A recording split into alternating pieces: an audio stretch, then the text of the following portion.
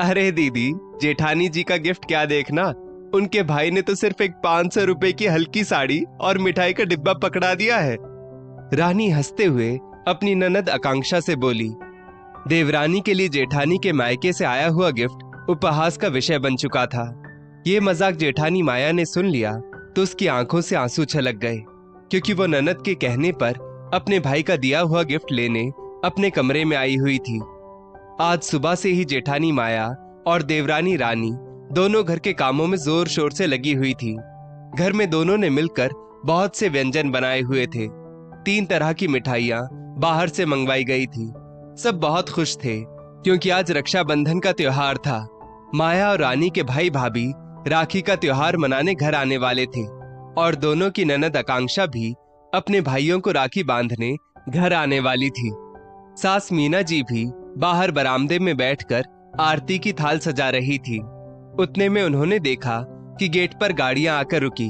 मीना जी बरामदे से बोली, अरे माया और रानी बेटा, तुम दोनों के भाई एक साथ आ गए हैं, गेट खोलो। अंदर रसोई से फटाफट माया अपने हाथ पोंछकर बाहर आई और उसने गेट खोला। सामने उसका भाई एक थैले में गिफ्ट लिए माया को देख मुस्कुरा रहा था। माया अपने भाई को देख बहुत खुश हुई। पीछे से रानी का भाई अपनी चमचमाती कार से उतरा और उसके हाथ में बहुत ब्रांडेड और महंगा गिफ्ट था। माया ने दोनों भाइयों का स्वागत किया और घर के अंदर ले आई। आरती की थाल और सब कुछ तैयार था। माया ने पहले अपने भाई राजीव को राखी बांधी। उसका भाई राजीव उसे गिफ्ट पकड़ाते हुए बोला, ज्यादा तो कुछ नहीं ला पाया, मगर हाँ, ये साड़ी मैंने खुद पसंद की है तुम्हारे लिए। माया बोली, भैया आप वक्त निकाल कर राखी बंधवाने आते हो, मेरे लिए यही सबसे महंगा तोहफा है। मीना जी बड़ी बहू की समझदारी भरी बातें सुन मुस्कुरा दी। अब बारी थी रानी की।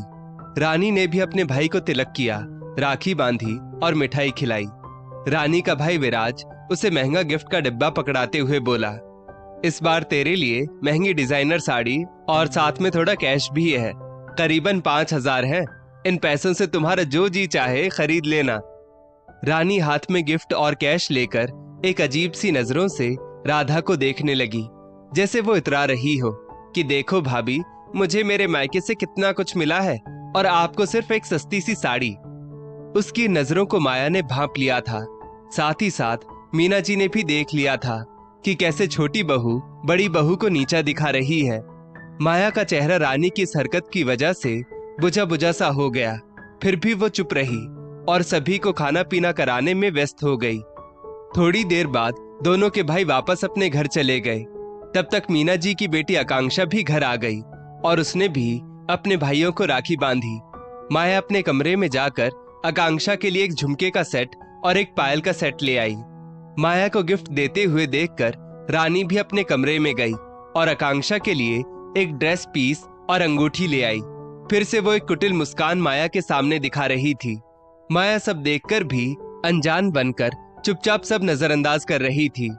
आज मीना जी की नजरें भी लगातार छोटी बहू पर बनी हुई थी और वे रानी की सारी हरकतें देख रही थी।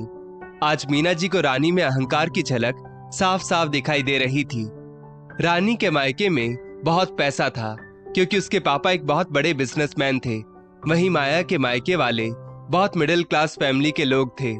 आज रानी बार बार माया को नीचा दिखा रही थी। वो अपने मायके वालों की तुलना माया के मायके वालों से कर रही थी। यही चीज उसकी नजरों से साफ साफ झलक रही थी। खैर, आकांक्षा भी भाइयों को राखी बांध चुकी थी और मीना जी ने आकांक्षा को आज रात यहीं रोक लिया था। सभी परिवार वाले मिलकर बातें कर ही रहे थे कि रानी अपने कमरे से अपने मायके का गिफ्ट ले आई और आकांक्षा को दिखाते हुए बोली, ये देखो दीदी, मेरे भाई ने मुझे प्योर सिल्क की साड़ी और ऊपर से 5000 रुपए दिए हैं। सचमुच मेरा भाई मुझसे बहुत प्यार करता है। आकांक्षा ने माया की तरफ देखा और बोली, भाभी आप अपना गिफ्ट नहीं दिखाएंगी? जैसे ही माया अपने कमरे में गिफ्ट लेने गई, रानी माया का उपहास उड़ाते हुए बोली, अरे दीदी, जेठानी जी का गिफ्ट क्या देखना, उनके भाई ने तो उन्हें सिर्फ 500 रुपए की साड़ी दी है। जिसे माया ने सुन लिया और उसकी आंखों में आंसू आ गए। माया एक बहुत ही सुलझी हुई समझदार इंसान थी। वो रानी के मुंह नहीं लगना चाहती थी, इसलिए कब से रानी की हरकतें बर्दाश्त कर रही थी। वैसे भी माया रुपये पैसों की लालची नहीं थी। उसे तो बस अपने भाई के प्यार और लगाव से मतलब था। उसकी नजरों में भाई के गिफ्ट से ज्यादा भाई के प्यार की कीमत थी। उसका भाई उससे बहुत प्यार करता था, उसके लिए वही काफी था। मीना जी को रानी की हरकतें बर्दाश्त नहीं हुई, क्योंकि कोई रोकने वाला ना होने की वजह से उसका बड़बोलापन बढ़ता जा रहा था।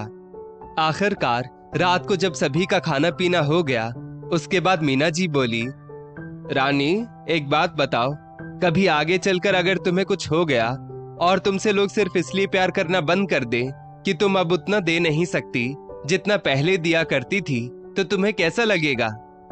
मीना जी के अजीब से सवाल पर पहले तो रानी हैरान हुई, फिर बोली, बुरा लगेगा मम्मी जी? क्यों, क्या हुआ? आप ऐसे क्यों पूछ रही है? मीना जी बोली, तो फिर तू अपनी जेठानी के रिश्ते की कीमत सस्ते गिफ्ट से क्यों लगा रही है, और तुम्हारे भाई के प्यार की कीमत महंगे गिफ्ट और पैसों से क्यों लगा रही हो?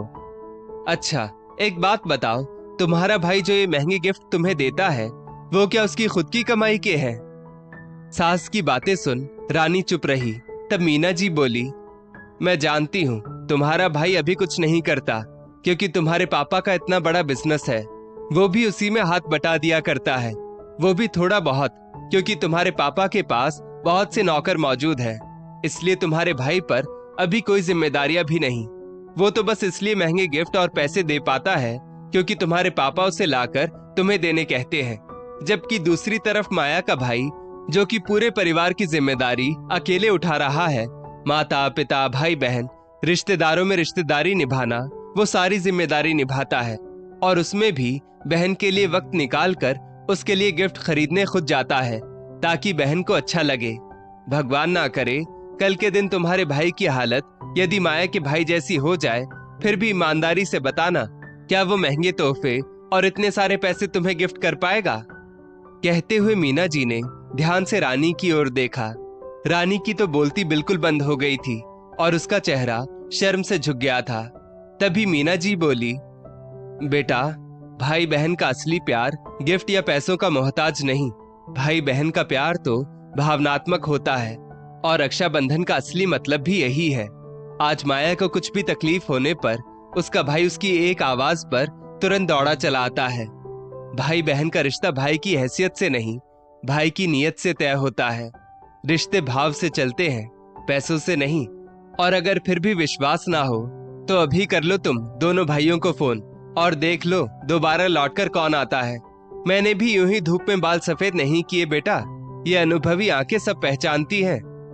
रानी का घमंड, पैसों का दिखावा आज मीना जी ने बहुत प्यार से चकनाचूर कर दिया था। सांप भी मर गया और लाठी भी नहीं टूटी। इस कहावत के जैसे ही रानी का घमंड भी टूट गया और उसे बुरा भी नहीं लगा, क्योंकि मीना जी ने अपनी सारी बातें इतनी प्यार से कही थी। आकांक्षा, माया और मीना जी सभी रानी की तरफ देख रहे थे। रानी की आंखें भरी हुई थी। वो माया के पास गई और माफी मांगते हुए बोली, दीदी मुझे माफ कर देना, मैं मेरी हद पार कर गई थी। माया मुस्कुराकर बोली, नहीं छोटी, सुबह का भूला अगर शाम को घर वापस आ जाए तो उसे भूला नहीं कहते। चलो अब अपने कमरे में जाकर आराम करते हैं, रात काफी हो चुकी है। और फिर दोनों बहुएं सोने चली गईं। उनके जाने के बाद आकांक्षा अपनी माँ से बोली, मम्मी ये आपने एकदम सही किया छोटी भाभी को रोककर, वरना आगे चलकर छोटी भाभी बड़ी भाभी को खून के आंसू रुलाती और फिर दोनों भाभियों में दरार पड़ना तय था। बेटी की बात सुनकर मीना जी मुस्कुरा दी। माया भी अपने कमरे में लेटे लेटे ये सोचकर मुस्कुरा रही थी कि आज उसकी सास ने उसे अपनी देवरानी के सामने बेइज्जत होने से बचा लिया। अपने मायके की परेशानियों को समझने वाला ससुराल नसीब वालों को मिलता है। दोस्तों, असली रिश्ते प्यार और परवाह चाहते हैं, महंगे तोहफे नहीं। इस स्टोरी को लेकर आपकी क्या राय है, नीचे कमेंट करके जरूर बताइएगा। और ऐसी ही और भी बेहतरीन वीडियोस के लिए हमारा पेज जरूर फॉलो करें। धन्यवाद।